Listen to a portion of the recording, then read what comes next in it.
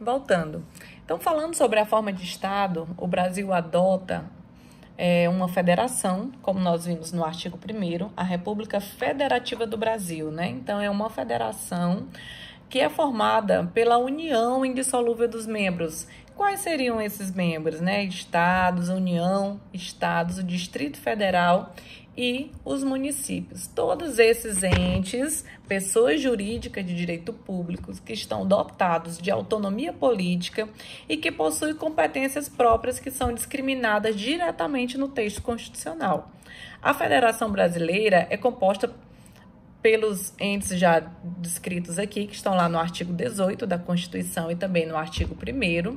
Todos eles estão envolvidos ou imbricados através de um princípio que é o princípio da indissolubilidade do vínculo federativo, né? O que nos dá, em outras palavras, a possibilidade de dizer que não tem como haver uma guerra da secessão, né? Uma secessão ou uma busca de soberania por qualquer um desses entes. Eles são dotados de autonomia, como nós dissemos aqui há pouco.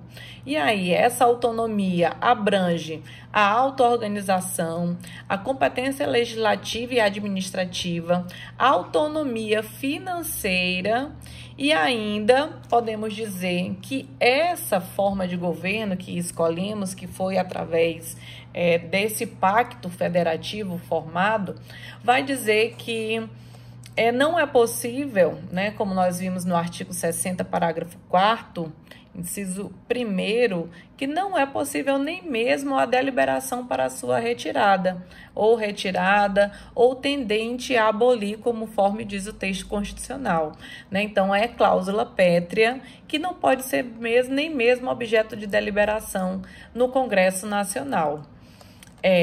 Continuando, podemos dizer que o Brasil ainda é uma república, né? Por ser uma república, a forma de governo adotada no Brasil desde 15 de novembro de 1889, que foi consagrado na Constituição de 1891 e em todas as constituições subsequentes, essa Constituição erigiu a forma republicana de governo ao status também de cláusula pétrea, né? Entretanto, né, podemos dizer que o princípio republicano que é adotado pelos Estados-membros e pelo Distrito Federal pode acontecer, em alguns casos, conforme previsão do artigo 34, algumas possibilidades, né, nós podemos ver, nós vamos discutir mais à frente, as possibilidades de intervenção, o que não vai se confundir com forma republicana e nem mesmo com o pacto federativo. É possível intervenção federal e ainda assim a manutenção do pacto federativo e a forma republicana. Certo? Então, mais à frente, né, eu estou me baseando esse texto conforme o livro do Marcelo Alexandrino, né, conforme já disse para vocês, estamos continuando o capítulo 3. Então, a Constituição de 1988 ainda trouxe como forma de governo, né, a República, que quer dizer não só, né, não vai estar nos dando apenas a ideia de alternância de poder, né? Então, não vai, a única possibilidade que vai nos dizer é que a República ela traz em si a concepção de alternância de poder. Não apenas isso, né? Ela estabelece quem deve exercer o poder e como esse deve exercer.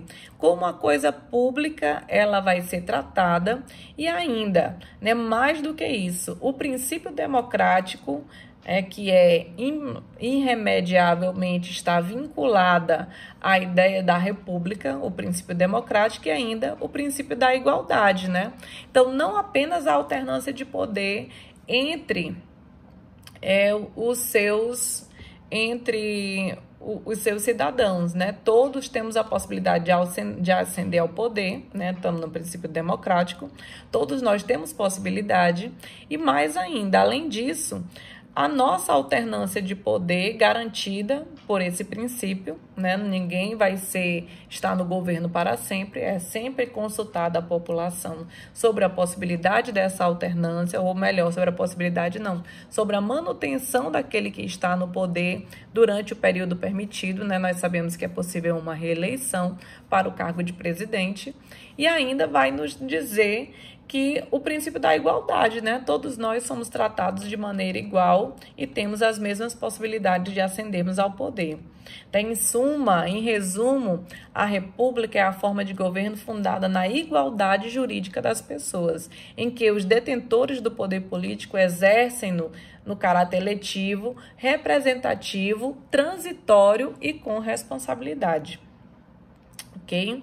Então, quanto ao regime político, né, o artigo 1º da Constituição afirma que o Brasil se constitui-se em Estado democrático de direito, né? Então, dentro das suas origens, o Estado de Direito estava relacionado não só à limitação do poder, né, à sujeição do Estado às leis gerais e abstratas. A noção de Estado democrático é posterior a essa contemporânea, relaciona-se à necessidade assegurada de participação popular no exercício do poder, o que, ademais, ter por fim a obtenção de uma igualdade material entre os seus indivíduos. Né? Então, o regime político adotado no Brasil, o Estado Democrático de Direito, vai muito além de só conformar o Estado à lei, né? Dizer que a lei dá forma ao Estado e o Estado é limitado por esse sistema jurídico brasileiro. Nós podemos dizer que, mais do que isso, ele vai possibilitar que os cidadãos aqui, toda a população brasileira, esteja sendo tratada de forma numa igualdade chamada de igualdade material, o que todos vão ser tratados da mesma forma e vão ter as mesmas oportunidades, certo?